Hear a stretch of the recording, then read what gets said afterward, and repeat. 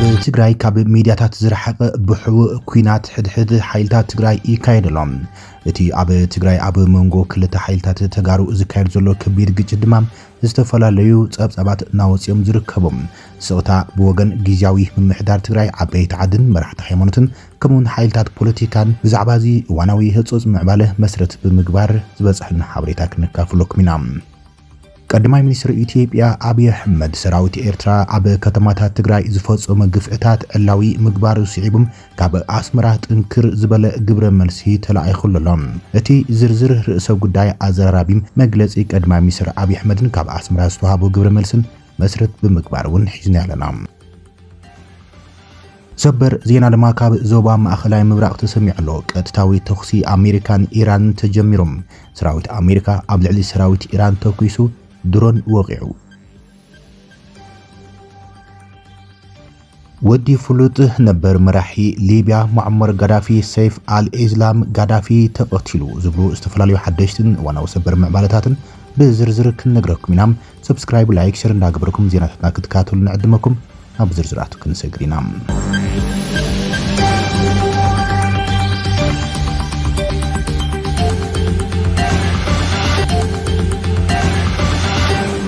ኣብ ዞባ ደቡብ ትግራይ ዝተሓበ ውግእ ተጋሩ እናተኻየደ እዩ። ብስንክቲ ኣብ መንጎ መራሕቲ ህወሓት ነበር ዝተፈጠረ ክፍፍልን ውሳነ ሰራዊት ካብ ኮርን ላዕልን ኣብ ክልተ ዝተገምዑ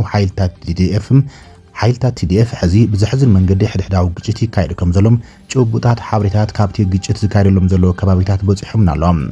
እቲ ኣብ መንጎ TDFን TPFን ኣብ ወሰናወሰን ዞባ ደቡብ ትግራይን ዶባት ዓፋርን ዝካየድ ዘሎ ዝሕዝን ዘሰንብድ ግጭት ክልቲኦም ተጋሩም ካብ ሚድያታት ተጋሩ ትካላትን ትኩረት ተነፊጎም ብሕቡእ ዝካየድ ዘሎም ሕድሕዳዊ ምቅትታል ኮይኑ ተቐልቂሎም። ካብቲ ንዝሓለፉ መዓልታት ልውውጥ ተኹሲ ከቢድ ብረትን ዲሽቃታትን ዝሓወሰ ግጭት ዝካየደሎም ዘሎ ከባቢታት ትግራይ ዝተረኸበ ሓበሬታ ከም ዘመላኽቶም ግጭት ክልቲኦም ሓይልታት ትግራይ ዳርጋ ኣብ ጸለምቲም ኣብ መንጎ TDFን ሰራዊት ምክልኻልን ግጭት ካብ ዘጋጥም ንድሓር ክሳብ ሕዚ ዝቕጽል ዘሎ ምዃኖም። ኣብ ዞባ ደቡብ ምብራቕ ትግራይ ከባቢታት ወጀራት ዘጋጥመ እቲ ወጥሪም ሕዚ ቀፂሉ ናብ ዞባ ደቡብ ትግራይ ተሰጋጊረሎም። እቶም ብምስሊ ዝተሓገዙ ዝወጽ ዘለዉ ሓደሽቲ ሓበሬታት ከም ዘመላኽትዎም ሕዚ እውን ኣብ ግንባር ራያም ጨርጨር ቢሶበር ውግእ TDFን TPFን እናተኻየደ እዩ ዘሎ። ኣብዚ ዝሕዝን ኣጋጣሚ መሰረት ብምግባር ወገን ጊዜያዊ ምምሕዳር ትግራይ ይኹን እቶም ሓይልታት ሓራ መሬት TPF ዝተባሃለ ወጋዓዊ መግለፂ የለን። እዚ ኣብ መንጎ ተጋሩ ዝካየድ ዘሎ ንብዙሓት ዘደናገፀም ጸሊም ናይ ታሪክ ኣጋጣሚ ዝሓለፉ ዓመታት ኣብ ትግራይ ብሄራዊ ጉባኤን ልዝብን ብምክያድ ንኩሎም ሓይልታት ፖለቲካ ትግራይ ዘካተተ ጊዜያዊ ናይ ስግግር መንግስቲ ክጣይሽ ከም ተጋሩ ኣብ ሓደ ዝገብሩና ብሄራዊ ዕላማታት ብሓደ ንቃልስን ዝብሉ ጻውዒታት ሰማዒ ብዚ ምርካቦም ስዒቦም ዝረኣዩ ዘለዉ ሓደገኛታት ክስተታት ምዃኖም እዮም። ውድብ ሳልሳይ ወያነ ትግራይ ቅድሚ ሓደ መዓልቲ ኣብ ዘረግሖ መግለጺ እቲ ሕድሕዳዊ ግጭት ሓይልታት ትግራይ ህላወት ብሄር ናብ ከቢድ ሓደጋ ዘእቱ ብምዃኖም ብህፁፅ ደው ክብሉ ይጸዊዖም። ምእንተዚ ድማ ኩሎም ዝምልከቶም ሓይልታት ፖለቲካ ትግራይ መራሕቲ ሃይማኖት፣ ሲቪልን ማሕበራት ዓበይቲ ዓድን ጸለውቲ ኣካላትን ኢዶም እትዮም ግጭት ክልቲኦም ሓይልታት ትግራይ ከይረፈደ ደው ከብልዎ ይጸዊዖም። ንጥፍኣት ብሄረ ትግራይ ዝተግሁ ኣካላት እውን ዘጠንቀቐ ሳወት ናይ ጥፍኣት ነጋዶ ብቐንዲ ድማ ናይ ደቂ ብሄር ምጥፋእ ዘዋለዱ ዝበሎም ሓይልታት ድማ ካብ ተግባሮም ክቁጠቡ እዩ ኣተሓሳሲቦም። ሕዚ እውን መዋጽኦ ትግራይ ኣብ መንጎ ሓይልታት ፖለቲካ ትግራይ ዝግበር ዘተ ምዃኑን ንተግባራውነት ድማ ኩሎም ወገናት ሓላፍነት ተሰሚዕዎም እቲ ናይ ዘተን ሰላምን መንገዲ ክስዕቡ እዩ ጻውዒት ቅሪቡ ሳወት ኣብ መግለጺኦም። ቀዳማይ ሚኒስትር ኢትዮጵያ ሰራዊት ኤርትራ ኣብ ከተማታት ትግራይ ዝፈጸመ ግፍዕታት ብወግዒ መረጋገጽን ምእማኑን ምግላጹ ስዒቡ ካብ ኣስመራ ጥንክር ዝበለ ግብረ መልሲ ተዋሂቦሎም። ኤርትራ ነቲ ቀዳማይ ሚኒስትር ኢትዮጵያ ኣብ ፓርላማ ብዛዕባ ሰራዊት ኤርትራን ከባቢታት ቀይሕ ባሕርን ዝሃቦ መግለጺታት ሕሱርን ፍንፍንን ክትብል ኮኒና ተላ። እቲ መራሒ ሎሚ ንኣባላት ባይታ ሃገሩ ኣብ ዝሃቦ መብርሂም ሰራዊት ኤርትራ ኣብ እዋን ኩናት ትግራይ ቅትለት ዝርከቦም ከበድቲ ግፍዕታትን ዝምታታትን ኣብ መላእ ከተማታት ትግራይ ከም ዝፈጸመ ይከሲሶም። በቲ መግለጺ ዝተቆጥዐት ኣስመራ መንግስቲ ኢትዮጵያ ኣብ እዋንን ድሕረ ኩናትን ትግራይ ንሰራዊት ኤርትራ ዝሃቦ ምስጋናን ሜዳልያታት ሃገርን ኣዘኻኺራላ። ቀይሕ ባሕርን ኢትዮጵያን ዘለዓለም ተፈላለዮም ክነብሩ ኣይክእሉን እዮም ዝበለ መግለጺ ቀዳማይ ሚኒስትር አብይም ኣዋጅ ኩናት ምዃንያ ኤርትራ ነቒፋቶም። ኣብቲ ሚኒስትር ዜና የማነ ገብረ መስቀል ብመገዲ ኤክስ ሎሚ ኣማስዩ ዝሃቦ ግብረ መልሲ እቲ ብሽም ዘይጠቐሶ አብይ አሕመድ ንጉዳይ ጎቦታት ጎላን ምልዓሎም ኣብ ልዕሊ ኤርትራ ክውሰድን ዝሕሰብ ዘሎ ሓላፍነት ዝጎደሎን ስውርን ናይ ኩናት ኣጀንዳ ምኽዲን ምግባር ዝዓለመ ይክብል ገሊጽዎም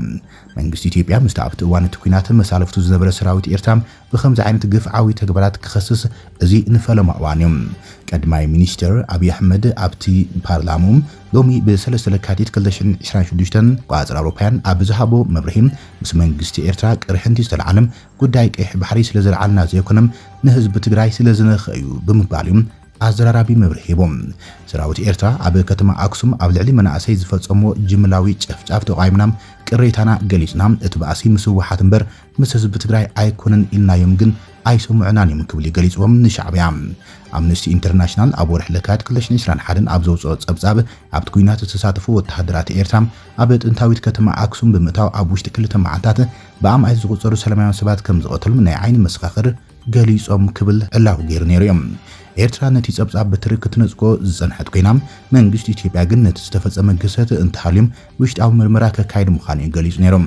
ቀዳማይ ሚኒስትር አብይ ኣብ ዝናይ ሕዚ መግለጺኦም ክልቲኦም ሓይልታት ንከተማታት ትግራይ ክቋጸሩ ምስ ጀመሮም ሰራዊት ኤርትራ ኣብ ሽረ ዓድዋ አክሱም ዓድግራት ሓዊሱ ኣባይቲ ከም ዘፍረሰም ንብረት ከም ዘመተም ኢንዱስትሪታት ከም ዛዕነውን ማሽነሪ ከም ዝወሰደን ሰባት ከም ዝቐተለን ከይስዎም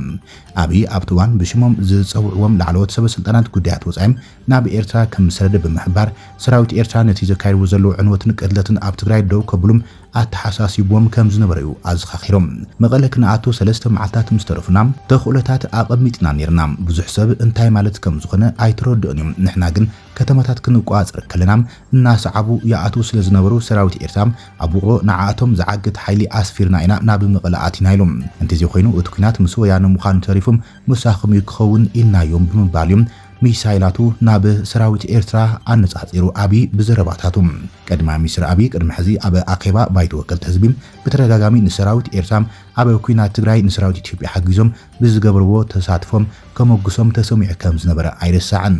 ኣብዚ ሕዝዋን ብሕቶ ኣፍ ደገ ባሕሪ ብዝተፈጠረ ምስሓብ ዝብሃል ክልቲኦም መንግስታት በቃላት ኣብ መከሳስዮም ዝርከቡም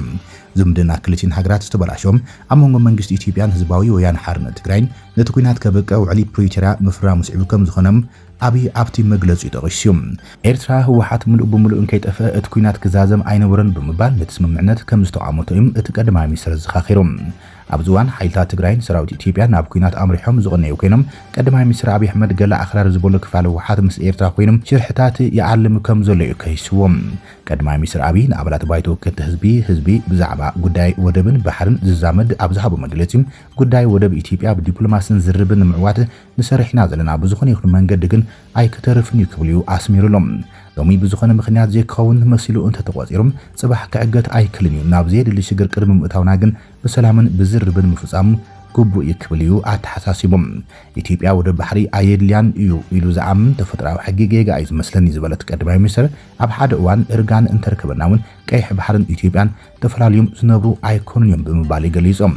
ካብ ጫፍ ምጽዋዕ ክሳብ መቃድሾ ዘሎ ንውሓት 5000 ኪሎ ሜትር ምዃኑ ዝዘኻኽረት ቀዳማይ ሚኒስትር ኢትዮጵያ 50 ኪሎ ሜትር ጥራይ ከም ዝሓተተት እዩ ተዛሪቡ ኢትዮጵያ ካብ ግድብ ሕዳሴ ይኹን ካብ መንገዲ ኣየር ብጽሒት ብምሃብ ወደ ባሕሪ ክትረክብ ከም ትደሊ ብምጥቃስ ነዚ ምቕባል ድማ ኣድላይ ኮይኑ ከም ስምዒት ተዛሪቦም ሃቡና ጥራይ ኣይኩና ንብል ዘለና ነቲ ካባና ዝተረፈ ውሰድዎም ዘጥፋናዮ እንተሎ ድማ ይቕረበሉና ግን ኢትዮጵያ ተፈጥራዊ ጸጋ ኣሕሊፍካ መሃብ ኣጸጋሚ ኢሎም ብሰወከልቲ ዝተፈላለዩ ሃገራት ዓለም ክዘራረቡሉን ከለዎ ብምሉእ ድምፂ ሕቶኹም ንርዳእና ግን ብሰላም እምበር ብኩናት ክኸውን የብሉን እዮም ዝብሉና ኣይክብሉ አብይ ተዛሪቦም 30 ሚሊዮን ህዝቢ በስ ህዝቢ ኢትዮጵያ ንኹሎም ጎረባብቲ ሃገራት ዕዳ ከም ዝኾነ ዝገለጸት ቀዳማይ ሚኒስትር ኢትዮጵያ ወደ ባሕርን ተዝረኺባ ዝተለመቶ ብልጽግና ክትበጽሖ ኣይትኽልን ይሃሎም ኣብ ዲፕሎማሲ ጽቡቕ ግስጋሰ ከም ዘመዝገበን ግዜ ወሲዱ ፍረ ዝህብን ብምጥቃስ ጉዳይ ወደ ባሕሪ ብባሌ ይኹን ብቦሌ ብዝኾነ ይኹን መንገዲ ምዕዋቱ ኣይተርፍን ይክብልዮም ብግልጽ ኣውጅ ሰላም አማሲ ድማ ቀጥታዊ ተኽሲ አሜሪካን ኢራን ተጀሚረሎ ሰራዊት አሜሪካ ኣብ ልዕሊ ሰራዊት ኢራን ተኩይሶም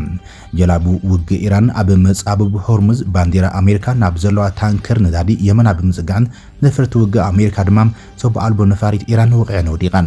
ብዘካቲ ነታ ታንከር ዘጋጠመን ፍጻመ ሰበስልጣን አሜሪካን ሮይተርስ ኣብ ዝሃቦ ቃል ሰራዊት አሜሪካ ኣብ ባሕሪ ዓረብ ናብ ሓንቲ መራኽብ ጽዕነት ነፈርቲ ሓይሊ ባሕሪ አሜሪካ ዝቀረበት ሰብ ኣልቦ ነፋሪት ኢራን ከም ዝወቅዕ ገሊጾም ሰራዊት አሜሪካ ኣብ ባሕሪ ባሕሪ ዓረብ ናብ መርከብ ጽዕነት ነፈርቲ USS አብርሃም ሊንከን ዝቐረበት ሰብኣዊ ኣልቦ ነፋሪት ኢራን ከም ዘወደቑዋም ሓደ ኣሜሪካዊ በዓል ስልጣን ንሮይተርስ ተዛሪቡ። እታ ኢራናዊት ሻሂድ 139 ዝዓይነታ ሰብኣዊ ኣልቦ ነፋሪት ናብታ ጽዕነት መርከብ ገጻት በር ከም ዝነበረትን BF-35 ዝዓይነትን ነፈርቲ ውግእ ኣሜሪካ ከም ዝተወቕዐትን ገሊጾም ኣሎም። ታንከር ኣሜሪካ ኣብ ምጽኣብ ሆርሙዝ 6 ጀላቡ ውግእ ኢራን ተጸጊዐናን ድሕሪኦም እቲ ኩነታት ከም ዝተኻረረ እዩ ተጸብጻብ ዘመልከት። ባንዲራ ኣሜሪካ ዘለውን ታንከር ነዳዲ ብመጻብ ሆርሙዝ ኣብ እትሓልፈሉ ዝነበረት እዋን ብጀላቡ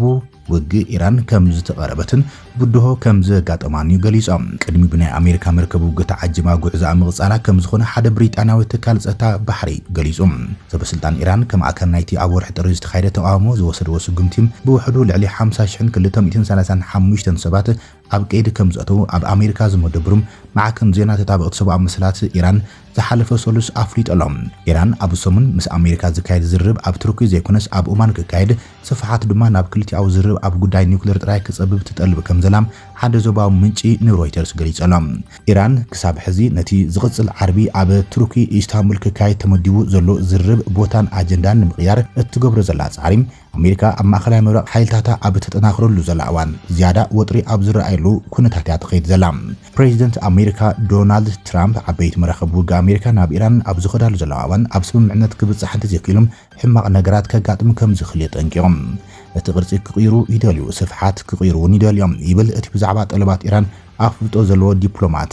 ኣሜሪካ ካልኦት ኣርእስታት ከም ባላስቲክ ሚሳይላትን ንጥፈታት ወከልቲ ኢራን ኣብቲ ዞባን ከተካትት እንከላም ብዛዕባ ኒውክሌራዊ ፋይል ምስ ኣሜሪካውያን ጥራይ ክዛተዩ ዝደልዩ እዮም ብምባል ይገሊጹ። እቲ ዲፕሎማት ጸሓፊት ፕሬስ ዋይት ሃውስ ካሮሊን ሌቪት ንፎክስ ኒውስ ኣብ ዝሃቦቶ ቃል ድማ ምስ ኢራን ዝርብ ገና ኣብ መወዳእታ ሰሙን ክካየድ መደብ ተታሒዙ ከም ዘላ ኣፍሊጣ።